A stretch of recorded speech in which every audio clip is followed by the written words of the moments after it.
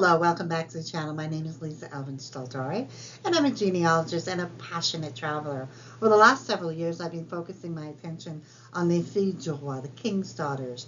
This past January, I decided I really wanted to explore the ones who came before, les filles mariées, and so I have been having so much fun with that.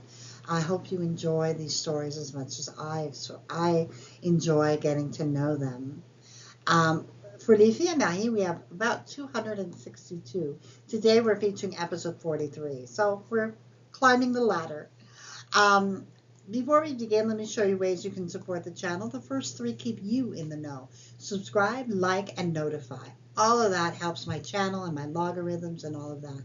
The next three are ways to help the channel truly grow by financially supporting it. We have Coffee and Patreon, which are either Patreon is a monthly subscription between $1 and $25, and then we have Coffee, which is a one-time payment, which you can actually make into a monthly as well. And then we also have PayPal on my website, Have Roots Will Travel. So all of those are ways to help the channel and myself be able to continue doing this research. So thank you so much to all of you who have helped thus far. I really appreciate your support in this endeavor. So without further ado, let's get started and get to know our filles mariées of this episode. Les filles mariées, the marriageable girls, are ladies who came to Quebec and helped found it, actually. They are the founding, I would say, founding grandmothers, and les filles du roi, the founding mothers. Between 1634 and 1662, that's a 28-year period, there were about 262. One of the reasons Les Filles du Roi as a program came later is because of the fact that despite the amazing contribution of these filles mariées, they were not able to produce enough children to be able to populate a country. So that is, however, the lines that they created are some of the strongest lines and married into Les Filles du Roi eventually. So when you have a really old family name like Gagne or Lemay, you know that these are usually attributable to a Les Filles Mariées who came and were able to truly establish Quebec as a true country, if you will. 1634, if you look at it, it marks the very first year that Quebec, New France, kind of reclaimed itself after the British had taken over. There was a 3 or 4 year period in which no one lived in Quebec except for a handful of people of French origin, and eventually they were able to reclaim it for France, and they had to start all over again. 1634 marks Trois-Rivières as the founding of Trois-Rivières. And so these filles mariées were part of that incredible history. So let's have a look at one of them. So episode 43, Marie-Michel Duteau dit Perrin, is actually the sister of episode 42. But she also happens to be my great-grandmother. So I was thrilled to be able to combine these two in kind of a two-parter. So let's have a look at Marie-Michel and her roots and her journey. So Marie-Michel was born in 1639 in La Rochelle, France. Her parents were Pierre Duteau and Jeanne Perrin. She comes from the region of Nouvelle-Aquitaine. And inside of that Nouvelle-Aquitaine is the département of Charente-Maritime. La Rochelle was founded during the 10th century and became an important harbor in the 12th. Until the 15th century, La Rochelle was to be the largest French harbor on the Atlantic coast, dealing mainly in wine, salt, and cheese. The name itself comes from the Latin meaning little rock. And La Rochelle has one of the richest histories of all the towns of France. From its very beginnings, it's an area where the Knights of Templar had their strongest base.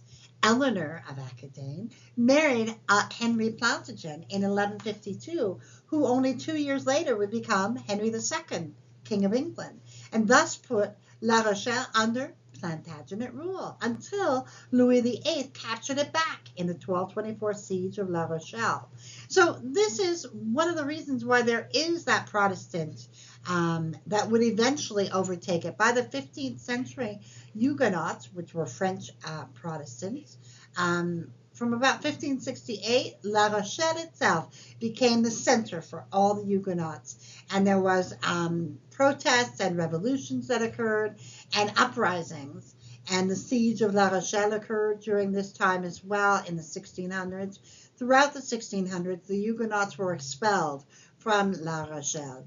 Was this family expelled from La Rochelle, or did they leave of their own accord? I think it was of their own accord, but I think it was also of economic necessity.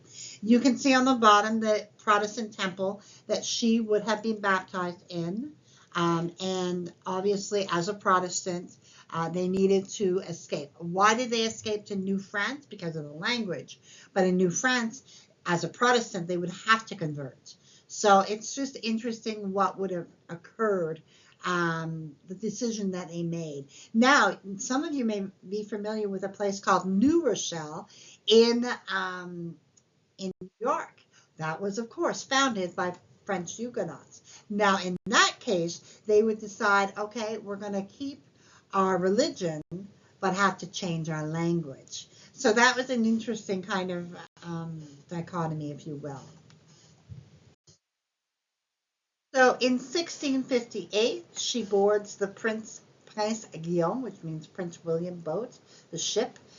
She is with her mother, her brother, and her younger sister, Madeleine, and they arrived in September of 1658. Now, remember, this is a very unusual situation for les filles mariées. Most of the filles mariées did not come this way, but obviously the Duteau family felt it was important to come to New France. You might be wondering where the father was. I neglected to talk about that. He actually passes away by the end of 1658. So that is part of possibly why they were sent. They left because they knew he was dying, and he needed them to be able to be in a place where they could at least be safe. The groom that she would select and who would select her, his name was Michel Lemay de Poudrier. He's born at about 1630 in a commune called Chêne-Hut-les-Tuffeaux in France. It's not called Gênes-Val-de-Loire. His parents were François Lemay and Marie Gachet. This particular commune is found in the Pays de la Loire region, and he is inside of that region, the département of Maine-et-Loire. You can see on the picture on the bottom left, that it really is right at that river bank.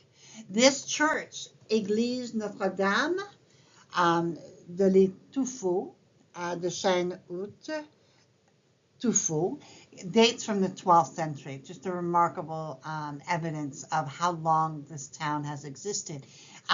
It now has about 8,000 people that live there, so it's a bustling community, if you will.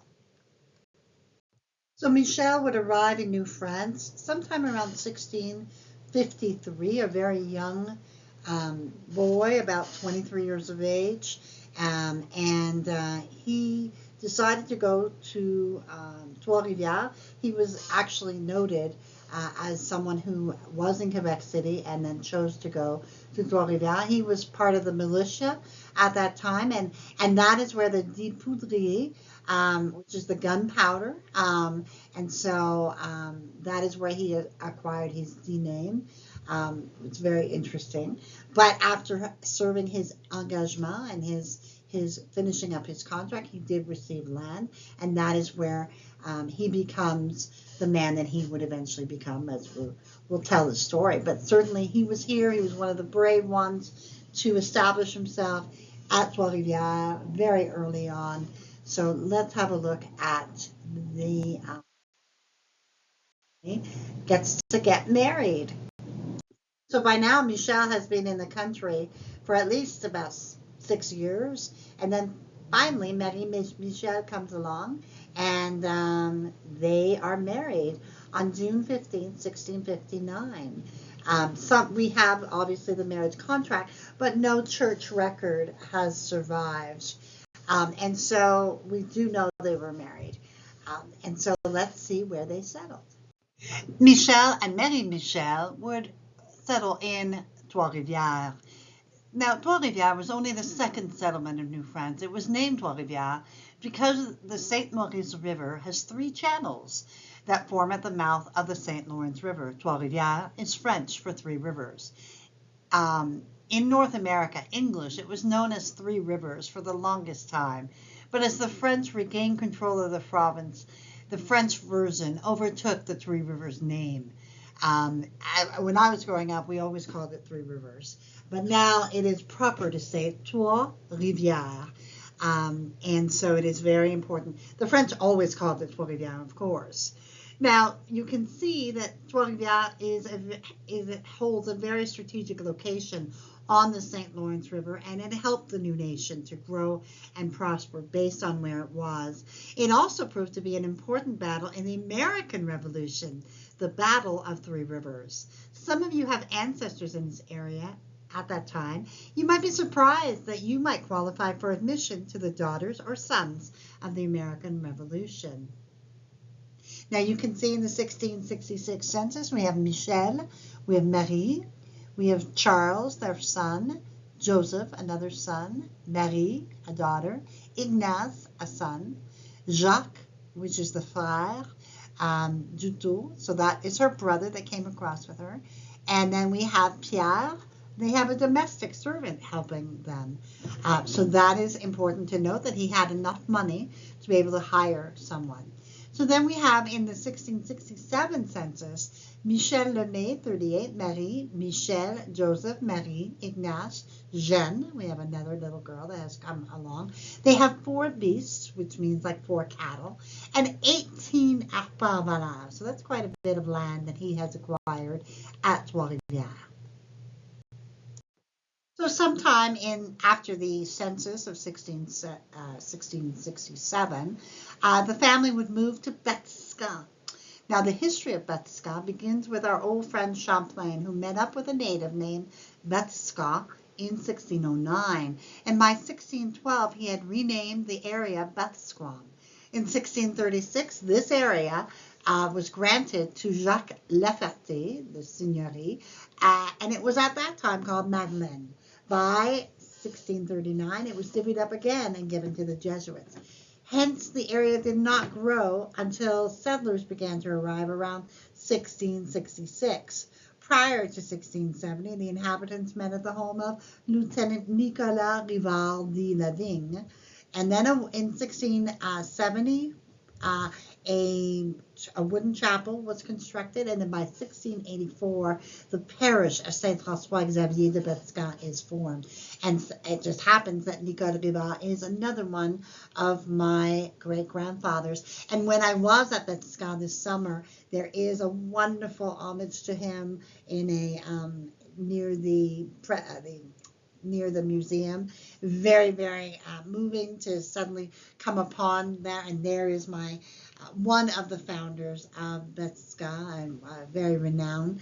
And also Michel Lemay, to have come across to Batiscan at that early period, to be a pioneer. So we begin to see that Michel and Marie Michel are really pioneers and not afraid to take a risk. So they start off in Three Rivers. They're moving to Batiscan. Do they stay there? Let's find out. So Loubinière, the family would move again the third time.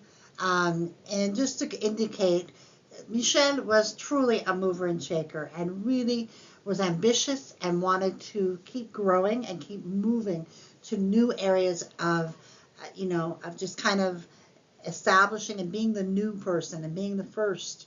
And so the pioneers of Loubinière include him. We can see Pierre Lapointe, the Tousignan, and then we have Michel Lemay, Jean Baudet, Jean Hamel, Daniel de Nevers, Jean Pérusse, and Louis Auger. So we can begin to see that Loubinière actually became a seigneurie in 1672 when René Louis Chartier was granted this seigneurie by the King of France, with Jean Talon's assistance. So Loubinière was actually named after one of the old seigneuries in France that belonged to Chartier's family. In 1693, the inhabitants built the first church, probably a small chapel church, at a place called the Domain. It was during this construction of this building that Bishop de Saint-Vallier was so impressed by the faith and courage of the settlers that he decided to elevate the Louvignard mission to a parish on September 27, 1724. In all, Michel and Marie Michel would have 9 children. Michel would marry Catherine Jobet and have 7 children, all of whom would make it. Joseph married Agnes Boudry and have 7 children, all of whom would make it. Marie would marry Louis Houd and have 8 children, all of whom would make it. Ignace married Annie Gérard and have 9 children, all of whom make it. Marie-Jeanne married Etienne de Nevers and would have 8 children, all of whom would make it. Charles would marry Louise Houd and have 6 children, 5 of whom would make it. Jean would marry Marie-Hélène Boucher and have 5 children, 3 of whom would make it. Pierre would marry Marie-Anne Germain and have 8 children, 7 of whom would make it. Marie-Madeleine married Claude Houd and have 8 children, 7 of whom would make it. I want to draw your attention to 2 things. Number one, all of their children produced descendants, which is phenomenal. And the ones that are in purple happen to be my lines. So they are my grandparents 3 times over, and my lines kind of coalesce down this line. As I said, I have deep roots in Batiscan, Trois-Rivières. I didn't realize my Louvignard roots as much, so that's going to be a place I need to go back to. But certainly, that is important to note. Normally, when I do this, it'll be a black. One of them will be in black, indicating an early death. But all of their children, which is a remarkable feat, produced descendants and lived. We're going very well until Mary Michel would die sometime before November 30th, 1675. She was just 36 years old. She and Michel would have been married a mere 16 years. Just heartbreaking. Can you imagine? He has 9 children, and she leaves by death. However, her legacy remains because they would produce, by 1729, 176 descendants. Just remarkable. So upon Marie Michel's passing, Michel would marry Michel Wainville, who we actually have done an episode on as part of the Fille du Roi series. She also happens to be one of my great-grandmothers. So I am related to Michel Lemay many times. Just amazing story, and I will post the link in the notes so that you can go immediately to that episode. I believe it was episode number 10, so it was very early on in that series. So how to look at that if you want to continue the story of Michel. I also want to point out that Michel Lemay has a biographical sketch in episode or the volume 2 of our French-Canadian ancestors that you can find at the Facebook group, Our Free French-Canadian Ancestors, or in your local library. Don't know, I shouldn't say your local library, a library that you might be able to access. Certainly the family history libraries are there, can host some of these as well. They're out of print right now, but you can actually download it from our Free French Canadian Facebook page. You need to be a member, and I provided the link for you, and it gives a nice kind of descriptive biography of Michel.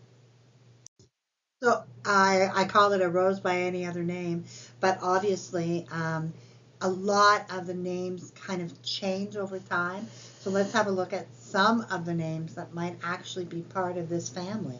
Aimé, Baudet, Delorme, Lamour, Larondière, Larose, Lemay, spelled with an A, Lemay, spelled with an I, Lemay, spelled with a Y, Lemay, spelled with 2 E's and an accent aigu, Lemetz, Léonard, Poudrier, remember his D name, and Rencontre. Again, these are names that would have evolved over time. Be on the lookout for anything that seems bizarre that you can't find a parent for, and possibly this is a derivative of the family name. Here are some resources that I would highly recommend. The first couple are websites that I really like using. One of the bottom ones there on the bottom is the French Canadian genealogist. Love what she's doing. She does a lot of really intricate research. Please have a look at her website. It really is inspirational. And I also want to point out the family history societies of different provinces and also of different states.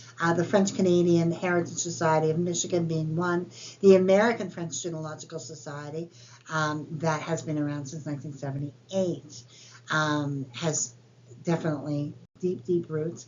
We have the American Canadian Genealogical Society, and then we have the Quebec Family History Society. All of those are ones that you need to look at and see if they fit where you're going in terms of your research. I have been inspired by Marie-Michel.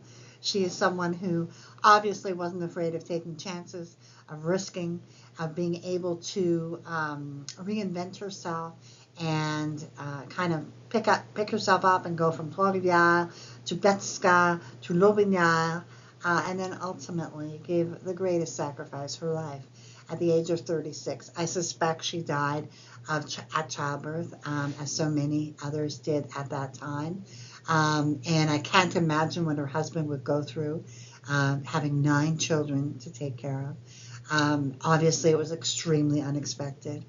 And I salute, just their courage and all the children's courage for, they were all orphaned at such an early age. So I want to thank them because without them, I wouldn't be here.